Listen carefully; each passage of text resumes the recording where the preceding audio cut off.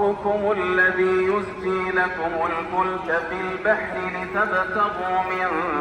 فضله إنه كان بكم رحيما وإذا مسكم الضر في البحر ضل من تدعون إلا إياه فلما نجاكم إلى البر أعرضتم وكان الإنسان كفورا أفأمنتم أن يخسف بكم جانب البر أو يرسل عليكم حاصبا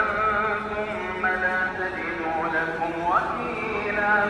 أم أمنتم أن يعيدكم فيه تارة أخرى فيرسل عليكم قاصفا من الريح فيغرقكم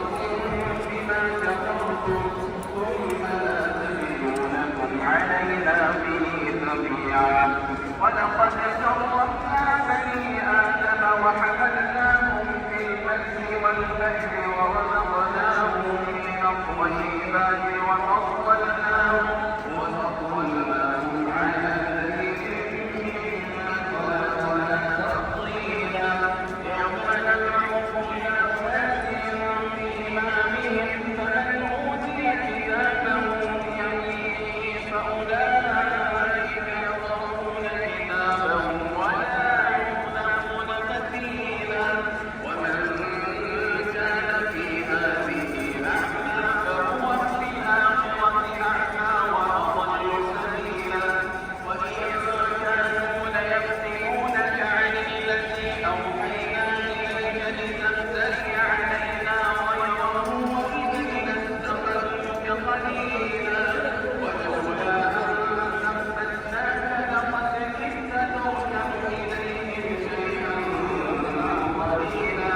إذا لأذقناك ضعف الحياة وضعف الممات ثم لا تجد لك علينا نصيرا وإن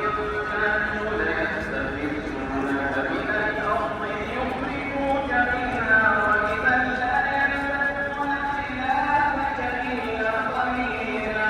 سنة من قد أرسلنا قبلك من رسلنا ولا تجد